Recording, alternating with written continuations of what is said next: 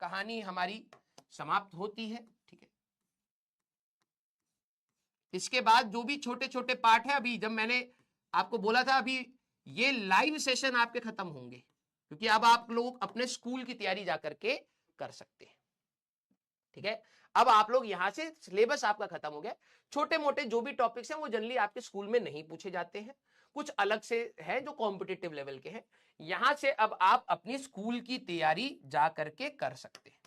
Go and prepare for school exams. जो भी school going है वो स्कूल एग्जाम्स की तैयारी करेंगे अपना आराम से। ठीक है, और मैं आपको बता रहा हूं स्कूल एग्जाम्स के लिए आप लोग को क्या करना है। स्कूल एग्जाम्स के लिए आप लोगों को अपने टीचर के, स्कूल टीचर के नोट्स को देखना है, स्कूल टीचर नोट्स। क्योंकि हम लोग बेटा बहुत सारी एक्स्ट्रा चीजों के बात करते हैं। ठीक है, तो उन्होंने जो भी चीजें पढ़ाई होंगी वो हमारे नोट्स में होंगी, उतनी ही चीजों को आपको पढ़ करके जा रहा है, स्कूल नोट्स के लिए बात करनी है। जो डमी स्टूडेंट्स हैं जिनका अभी स्कूल में सर कोई टेस्ट वेस्ट नहीं है, तो आप लोग क्या करेंगे बेटा, मेक योर रिविजन प्लान। ठीक है, एक अपना रिविजन प्लान बनाए और तैयार कर दे। ठीक है, देखो जो बच्चों को कमी लगती है कि सर मेरा फिजिक्स उतना इंप्रूव नहीं हुआ, इट्स ऑल प्रैक्टिस। कंसेप्ट अगर आपको थोड़ा बहुत भी समझ आया, बस अब आप प्रैक्टिस, जैसे जैसे आप सवाल लगाते जाएंगे, हिट करते जाएंगे, you will feel more comfortable, और वो कंफर्टेबल नेचर आपको वहां पर मिल जाएगा। ठीक है, तो डमी स्टूडेंट्स आप ये कर सकते हैं। जाने से पहले मैं आप सभी लोगों को बोलूंगा कि मार्च, देखो अब सबके स्कूल के एग्जाम अलग अलग होंगे, तो मार्च 15 से लेके आप अपने अप्रैल 1 तक please, this is my request. ठीक है, तो जो भी मैंने आपको बताया था, list of topics of class 11th, of class 11th, जो मैंने लेक्चर नंबर 7 में दिया है वेव्स के, ठीक है, उसको 100% सेल्फ सॉल्व करके आएंगे। सेल्फ सॉल्व करना मतलब हर सवाल को पहले थ्योरी रीड करेंगे, हर सवाल को खुद से सॉल्व करके आएंगे। This should be your promise. ठीक है, this should be your promise. Clear है क्या? ठीक है, सबको करना है, भले ही आप स्कूल गोइंग हो या ना हो, क्योंकि आपका मोस्ट प्रोबेबली अप्रैल से ही आपका 12th क्लास स्टार्ट हो जाएगा। ठीक है, हम लोगों ने कोई भी चीज 11वीं की, जनरली ऑफलाइन में कई बार होता है कि 11वीं की चीजों को पहले 11वीं जल्दी खत्म करके 12वीं में चले जाते हैं, और 12वीं में फिर 11वीं की चीजें पढ़ाई जाती हैं। हम लोगों ने पेशेंटली पढ़ा है बेटा पूरे साल। ठीक है, हम लोगों ने कहीं पर भी भागदौड़ नहीं मचाई है। एक आध लेक्चर ऊपर नीचे हो भी गया तो कोई दिक्कत वाली बात नहीं है, मैनेजेबल टाइम पर हम लोगों ने चीजों को खत्म किया है। छोटे मोटे टॉपिक्स है, मोस्ट प्रोबेबली मैं मंडे और ट्यूसडे में एक बार वो 12th बोर्ड्स का जो बैच है उसको थोड़ा सा एक बार कंट्रोल करेंगे, क्योंकि उसमें भी कुछ लेक्चर्स जाने हैं, उसमें थोड़ा सा ज्यादा एनर्जी लग रहा है। तब तक आप लोग अपना रिवीजन करेंगे। Most probably Wednesday and Thursday आपको पहले क्या मिलेंगे, वो छोटे मोटे टॉपिक्स जो कहीं ना कहीं हमारे पास छूटे हुए हैं। सॉलिड्स का आपका जो क्वेश्चन का एक प्रैक्टिस का एक सेशन बोला था वो आपका रह रहा है। ठीक है, फिर आपके जो एडवांस, ये इनको एक्स्ट्रा लेक्चर करके मैं आपको डलवाऊंगा, तो प्लीज आप सॉलिड्स का मैं वहीं डलवा दूंगा लेक्चर 2 करके। और जो एक्स्ट्रा टॉपिक्स होंगे जैसे न्यूटन्स लॉ ऑफ कूलिंग हो गया, डॉपलर इफेक्ट हो गया, आपका बीट्स हो गया, ये वाले टॉपिक्स को मैं आपको अलग से रिकॉर्ड करके दे दूंगा। आराम से इसको अपनी स्पीड से देखिएगा, इसकी कोई कंपल्शन नहीं होती है कि इसको पहले करना है। जितना कराना था वो हमने करा दिया। जो एडिशनल टॉपिक्स हैं जो सिलेबस के मिसमैच में, अब कुछ बच्चे होते हैं जो स्टेट बोर्ड्स के होते हैं, उनमें कुछ टॉपिक्स नहीं आ रहे, कुछ सीबीएसई वालों में आ रहे, तो हमने सीबीएसई को फॉलो करने की कोशिश करी है। जो छोटे मोटे टॉपिक्स हम स्टेट बोर्ड्स के भी पढ़ा सकते हैं, हम लोग पढ़ा देते हैं। तो इसलिए कह रहा हूं आप अपने स्कूल टीचर के नोट्स को जरूर देखिएगा कि जो भी आपको पढ़ाया गया है वहीं से ही आपका सवाल आएगा। ठीक है, और 12वीं क्लास के लिए बेटा आप लोगों से कई कमियां हुई होंगी।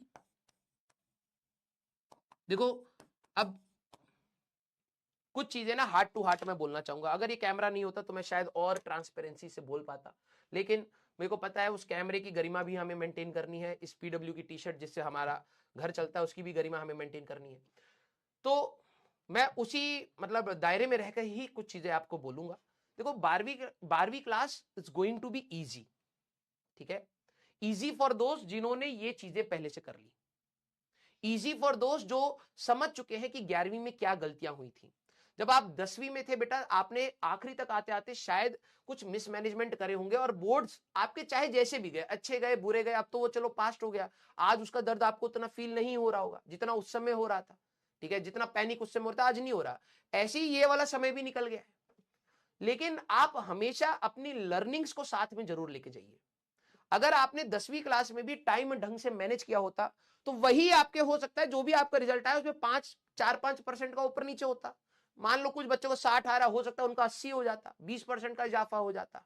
ठीक है, मार्क्स से ज्यादा मैटर करता है वो पेन और जो स्ट्रगल आप लोगों ने जबरदस्ती अपने लिए क्रिएट करा लास्ट मोमेंट पर, वो नहीं भी होता, ठीक है, तब भी आपके लाइफ में ना कोई ज्यादा चेंजेस नहीं आने वाले, लेकिन वो जबरदस्ती आप लोगों ने अपने 1-2 महीने का स्ट्रेस जानबूझ के अपनी लाइफ में डाल लिया, जस्ट बिकॉज आपने for the timing short term happiness देखी। जब आपको पढ़ाया जाता है तो आप लोग क्या करते हैं कि एक शॉर्ट टर्म हैप्पीनेस देखते हैं, यार अभी मैं ये कर लेता हूं, अभी मैं मोबाइल चला लेता हूं, अभी मैं मूवी देख लेता हूं, अभी मैं दोस्त के साथ चले जाता हूं। आप हमेशा शॉर्ट टर्म हैप्पीनेस अपनी टेबल पर लिख लीजिएगा, we don't want short term happiness. ऐसी खुशी का क्या ही फायदा जो अगले मोमेंट में खत्म होने वाली है। उससे लाख गुना ज्यादा बेटर है, लाख गुना ज्यादा बेटर है कि लॉन्ग टर्म स्ट्रगल हो, लाख गुना ज्यादा बेटर है। ठीक है, तो स्ट्रगल में आपका एक माइंडसेट तो रहेगा ना कि हाँ हाँ यार भाई अब घिसना ही है, इसमें कोई खुशी वाली बात वैसा नहीं है, ठीक है, अब ये लाइफ का पार्ट है तो इसको लाइफ का पार्ट मान करके स्ट्रगल किया जाए, और जब बेहतर होना होगा तो हो जाएगा, वो ऊपर वाला देख रहा है, सबके लिए देख रहा है। ठीक है, तो प्लीज आप सभी लोग क्लास 12वीं में शॉर्ट टर्म हैप्पीनेस के पीछे मत दौड़िएगा, कि ये नहीं कि यार कुछ डिस्ट्रैक्शंस हो रही हैं और तुमने वो चीज होने दी। क्योंकि बेटा 10वीं में अगर आपकी कुछ गलतियां करने के बाद आपने सुधार भी कर लिया, 12वीं आपको मौका नहीं देती है। 12वीं सीधे आपका 1 साल खा जाएगी, सीधे 1 साल खा जाएगी, ड्रॉप लेना पड़ जाता है। वही बात मैं बार बार दोहराऊंगा कि आपके बोर्ड्स भी उतने ही मैटर करेंगे, आपके जेईई मेंस भी उतना ही मैटर करेगा, आपका एडवांस भी उतना ही मैटर करेगा। अब हमारी क्या रिस्पॉन्सिबिलिटी रहेगी, कि किसी भी टीचर की रिस्पॉन्सिबिलिटी रहती है कि हम बच्चे को हर डायरेक्शन से गाइड करें, राइट। तो जब हम लोग हर डायरेक्शन से गाइड करते हैं बच्चे उसको, जैसे अभी अभी मैं पहले गाइड कर रहा था, कुछ कह रहे थे प्रमोशन है, चलो ठीक है मान लिया प्रमोशन ही है, लेकिन तेरी भलाई के लिए है, ये मैं राइट इंटेंट से बोल रहा हूं।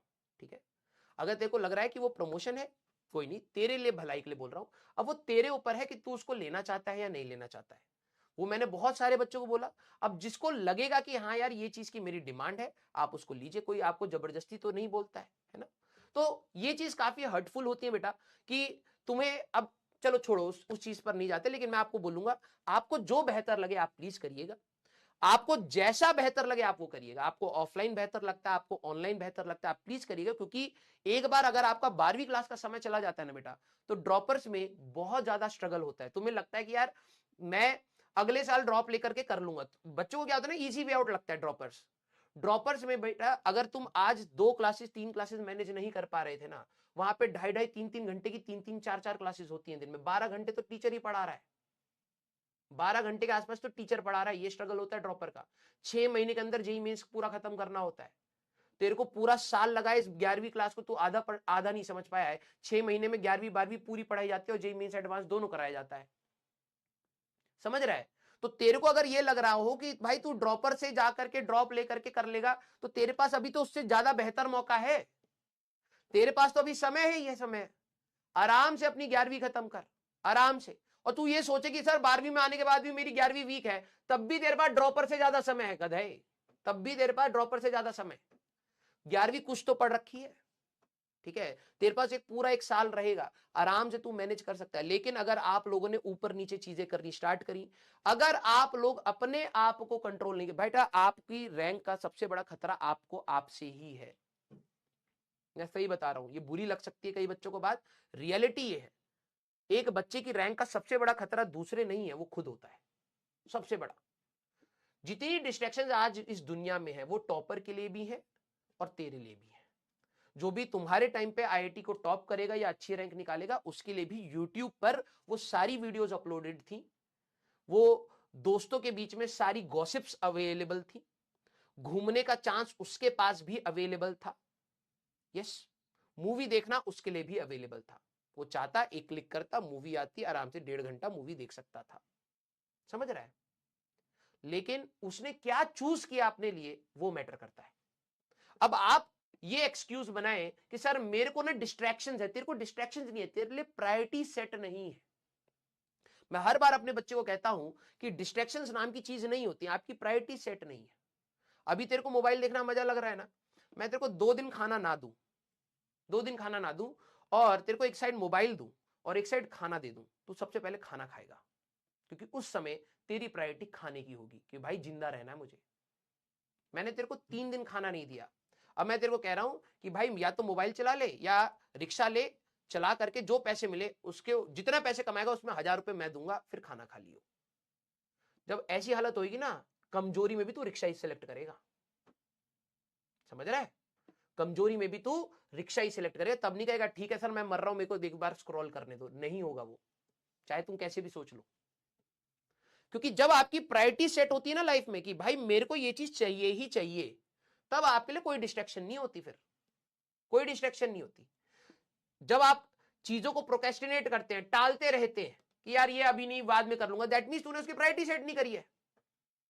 और जिन बच्चों के लिए ये प्रायोरिटी सेट नहीं है कि उनके लिए पढ़ाई कितनी इंपॉर्टेंट है, वो हमेशा इस लूप में रहेंगे कि मेरे लिए डिस्ट्रैक्शन है। डिस्ट्रैक्शन नाम की चीज नहीं है, तू इतना स्ट्रांग विल नहीं है कि तू ये समझ पाए कि ये समय तेरा पढ़ाई का ही है और अगर एक बार ये चला गया तो फिर कभी वापस नहीं आएगा।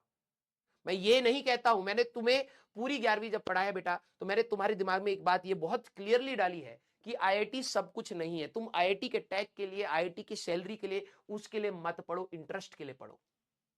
मैंने हमेशा तुम्हें ये बात बोली है, ठीक है? लेकिन अगर तुम्हें लग रहा है कि तुम्हें उस बिल्डिंग की वीडियोस 4-5 देखने के बाद तुम्हें उस बिल्डिंग में जाना है, वो तुम्हारे लिए प्रायोरिटी है, तो तूने गलत प्रायोरिटी सेट कर ली अपनी लाइफ में, ठीक है? क्योंकि तू कभी ना कभी तो उस बिल्डिंग से बाहर निकलेगा अगर तू चला गया।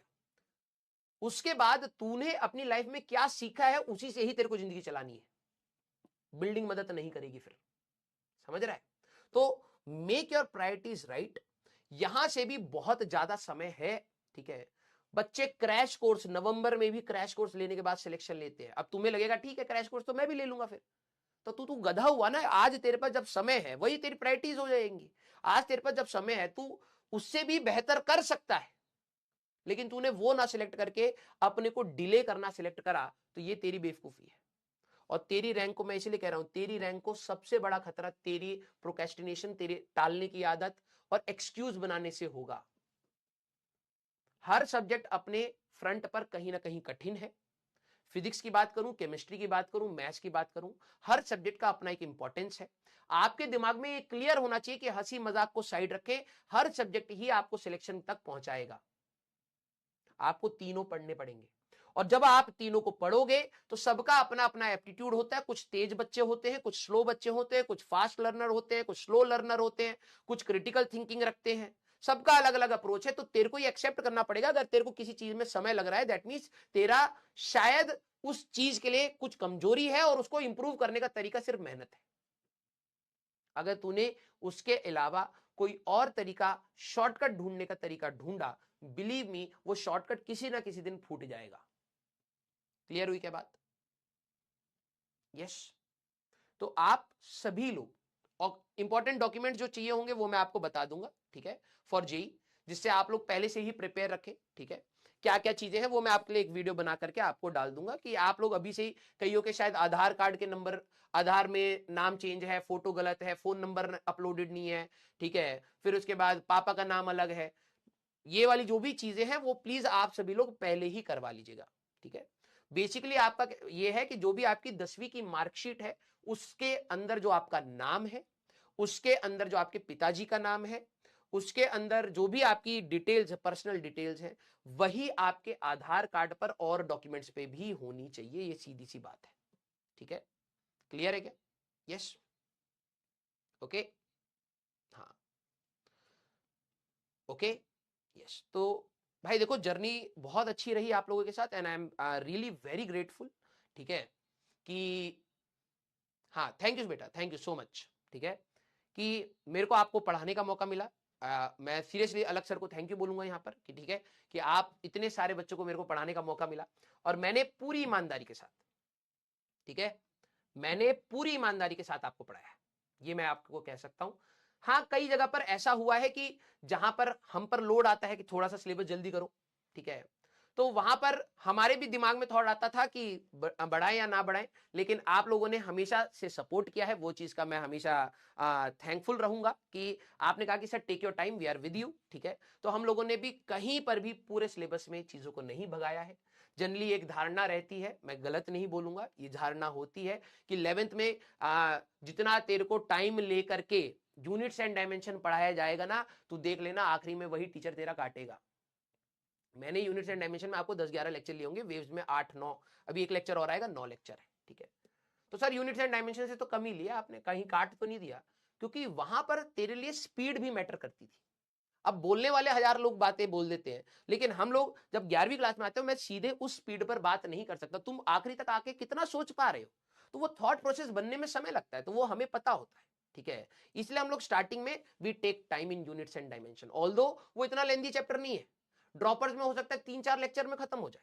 ठीक है, लेकिन हम लोगों को वहां पर आपको डायमेंशंस भी याद करानी है, ट्रिक्स भी बतानी है, फिर एरर्स होता क्यों है, क्यों कर रहे हैं, वो थॉट प्रोसेस बनाने में लगता है। तो मिसलेड अगर आप लोग बीच में हुए थे, क्योंकि हम लोग कई बार कमेंट्स पढ़ते भी हैं, ठीक है, तो ये चीज हमें बुरी लगती है कई बार। ठीक है, लेकिन यस, आप सभी लोगों के बैच से मुझे आई डोंट थिंक कि मैं आपके बैच में कभी एज सच कभी गुस्सा हुआ हूंगा। ठीक है, हाँ, अगर एक आध बार हुआ भी होगा तो कभी कभार ऐसे कुछ बच्चे होते हैं जो कहीं ना कहीं मेहनत को भूल जाते हैं। ठीक है, और जनरली ये चीज रहती है। ठीक है, मैं आपको बिल्कुल प्योर हार्ट से बोलना चाहूंगा, थैंक यू बेटा, लव यू ऑल। ठीक है, आई होप कि इस साल, ठीक है, थैंक यू बेटा, thank you, love you all, love you all. I hope बेटा इस साल आपको हंसी मजाक से अलग दूसरी मेहनत भी दिखी होगी। ठीक है, लव यू ऑल। क्योंकि जनरली लोगों को लगता है कि सिर्फ हंसी मजाक ही रहता है। ठीक है, लोग वो 2 घंटे 2.5 घंटे की जो सीरियस हम लोग स्टडी करते हैं उसकी वैल्यू समझते नहीं है, और दुनिया को मैं समझा भी नहीं पाऊंगा, है ना। दुनिया थोड़ा आके हमारा बैच खरीदेगी, दुनिया थोड़ा आके हमारा बैच देखेगी कि कितनी मेहनत है, वो सिर्फ आपके सामने थी। आई होप वो रिस्पेक्टफुल वे में दिखेगी। ठीक है, लव यू ऑल। जो बच्चे कहीं ना कहीं बीच में छूट गए, मैं आपको बोलता हूं कि आपके पास अभी भी मौका है, आप उठिए, कर्म करिए, और डेफिनेटली उसका फल आपको अच्छा मिलेगा। और जो बच्चे स्टार्टिंग से यहां तक रहे हैं, थैंक यू वेरी मच। ठीक है, आप लोगों ने बातें मानी, एंड आई होप कि हम लोग आपकी लाइफ में कुछ कंट्रीब्यूशन कर पाए। ठीक है, एंड आप लोगों के बैच से हमेशा प्यार मिला है, कंपनी से भी हमेशा प्यार मिला है, और वो काफी मतलब कहते हैं ना, दिल को छू जाता है कई बार। ठीक है, बट हाँ, मैं ये एक चीज जो मैंने आपको बोला था कुछ दिन से मेरे को डिस्टर्ब कर रही है, वो ये है कि एक धारणा जो है कि मैं एक कॉमेडियन हूं। ठीक है, जो भी है वो आप लोगों तक नहीं जानी चाहिए, right. Thank you so much, love you all, love you all, love you all. ठीक है, आई होप आपको वो मेहनत दिखी होगी।